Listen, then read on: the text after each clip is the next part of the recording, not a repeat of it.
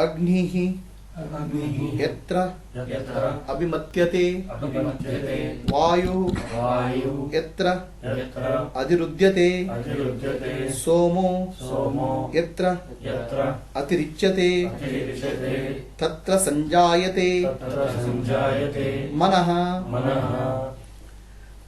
So where there is fire getting born, fire getting generated, where wind is getting blocked, where the heavenly liquor called soma is drunk, their mind attains the fullness. This is the meaning of this sloka. Now if you read a literal translation of this, people will go, it will be meaningless. Okay, and that's what many of these foreigners did. They did a literal translation of Vedas and Veda mantras. So some of the foreigners who wrote Veda mantra, they said earlier days there was no fire, and because there was no fire and man discovered fire, and then they started worshipping the fire. That's what they said. It's actually totally meaningless interpretation of the fire. Meaningless interpretation of the Veda mantra. So what is told here is, where there is fire getting generated. See, earlier days they used to generate fire by rubbing two wooden sticks. There was no matchboxes that time. Two wooden sticks used to be rubbed like this, and that generates fire.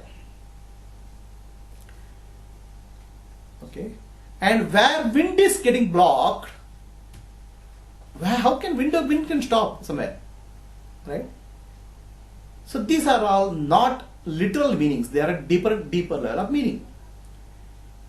Where fire sticks are, when two wooden pieces you rub and generate fire, it is actually, that fire is called arani. Arani means one which is used for preparing for homa.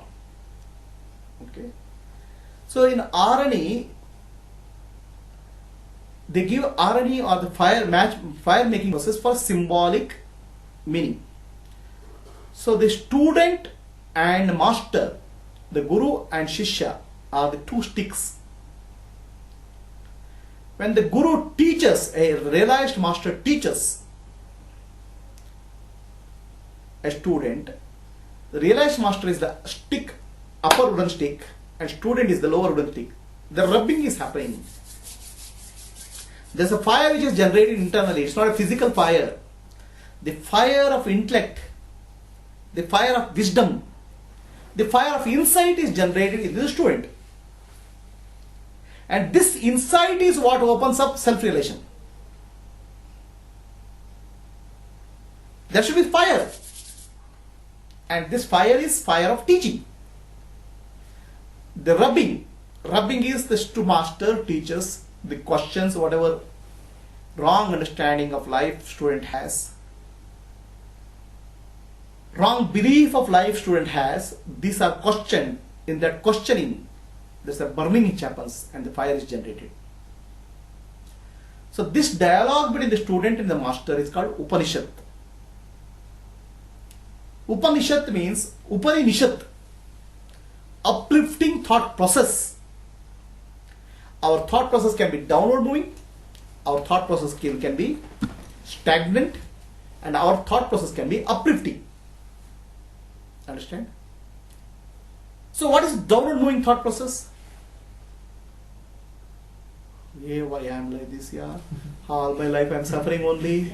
Okay, before marriage I was suffering, after marriage I am suffering, life is a suffering. These are downward moving thought process. Depressing thoughts. Right? Huh? Why this should happen to me? Me only. Some of them sound very familiar. मुझे क्यों? Very familiar words, right? These are all called downward moving thought process. This will not take you upward in life. Right? There are some stagnant thought processes. कुछ भी करो यार, मैं ऐसे ही हूँ, I am like this only यार. They're stagnant. Whatever is happening here, what? The political corruption is there everywhere, yeah. So what? It's there. Accepting the status quo. They're stagnant thought flow. Then there is an upward moving thought flow. Upward is, yes, I have the ability to change myself. I have the ability to change something which is not right. This is an upward moving thought process. Alright? That means it gives you courage to operate in life, courage to succeed in life, courage to attempt in life. Not that by attempting somebody will become successful. Okay, a person who has attempted may fail also. But in the process of attempting, he has learned something. He is not stagnant. There are downward moving thought process. There is a stagnating thought process. There is a upward moving thought process. Okay. And beyond that, there is an uplifting thought process. Upanishad is the uplifting thought process. So upward moving is becoming successful in life. Uplifting is transformation of life. A Upanishad thought process awakens the divinity in you, awakens the God in you. You realize in the God in you. There's nothing more uplifting than the thought process of the Upanishad. No scripture in the world can compare in magnitude, sheer beauty, what Upanishad can give. They are uplifting thought process. Upanishad is the uplifting thought process. This Upanishad is given with the example of making the fire. The master has to rub the student, rub the dirt in the student's consciousness, dirt in the intellect of the mind of the student. The thought process should be kindled. The intellect has to be stimulated. The thinking has to be awakened towards a higher level, divinity in you. That's why where the fire is generated, he says. It's clear? Where the wind is stopped, how the wind can stop? There's no way wind can stop. Wind is constantly nature of moving. Moving nature is the nature of the wind. Wind can be stopped through pranayama, breathing practice. So various yogic techniques of breathing practice helps you to stop the mind for momentarily. So when the mind is stopped momentarily, you experience the bliss of the self. That's not permanent, of course.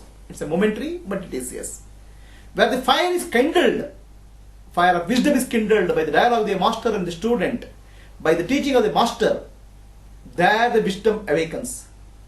When the wind stops, when the breathing practice, the pranayama, mastery of the breath stops the mind, then you awaken to your divinity. And third is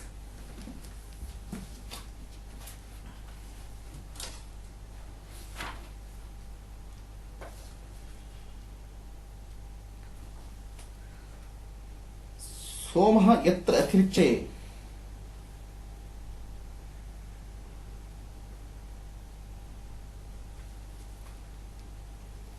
Somaha means Soma Rasa.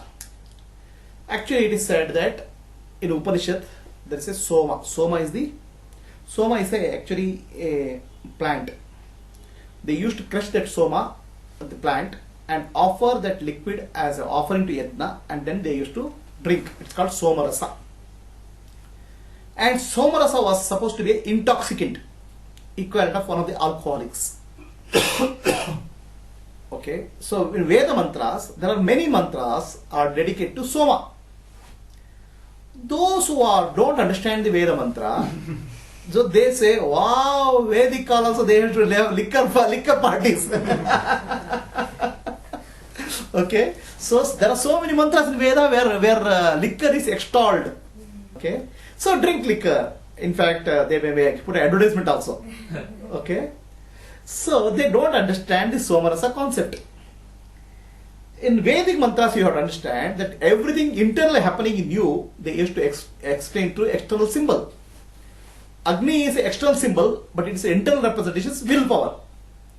Somarasa is intoxicant outside, but internal happening is the mind getting purified and merging with the supreme reality.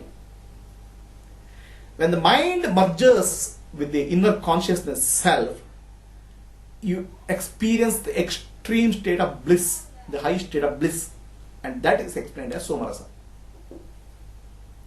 So there are three examples he has given, Rishi has given. First example is fire generated. Fire generated when through teaching of the master and the student. Teaching of the master to the student. Second example is pranayama, when the student is practicing meditation, practicing breathing practice. And third example is somarasa, when the mind has become silent through the meditation, mind merges with the higher consciousness. So what else you have to give? This external example, jnana has to come, the pranayama has to happen, dhyana has to be had done. This is the way of self-realization. Is told. Any questions?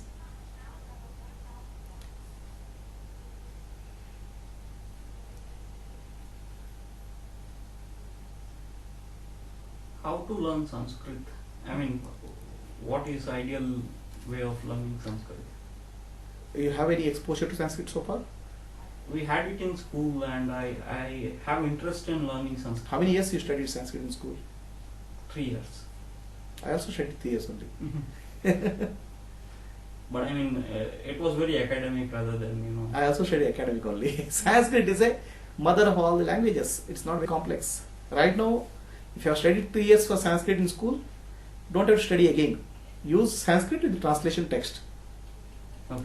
Don't have to go back to learning Sanskrit. Okay. English translations are available, good translations are available. Use that. May not be adequate. Okay, because they may not explain the inner meaning. For example, agni means agani. Right? All those inner meaning may not be explained, but physical meaning they can explain.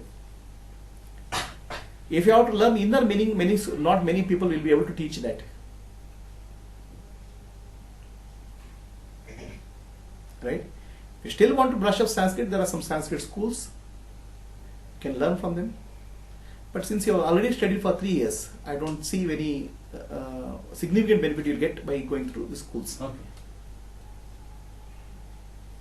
And when will I start getting inner meanings? When you apply your mind, when you work on yourself, you start at the work level, which is seva, at the physical level body, at the breath level pranayama, at the mental level mind. Right? Got it. How to live in present. How to live in the present. Means when we are doing something, our mind is in somewhere. When did you learn this terminology called present? How to live in the present? When did you learn this word? Who taught you this word? Vipassana and you.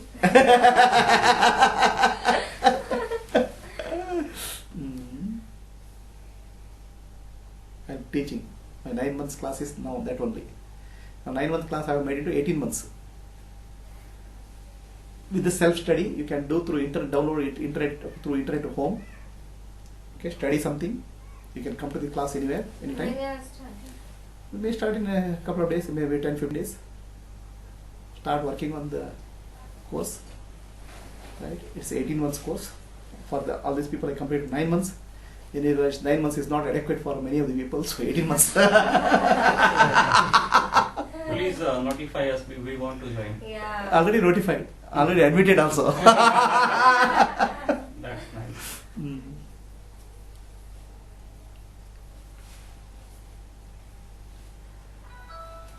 Okay, so 2 slokas we have completed. Let us do meditation for some time now.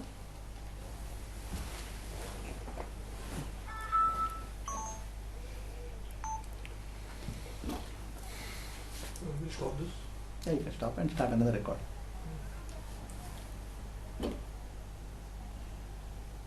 Can give the name.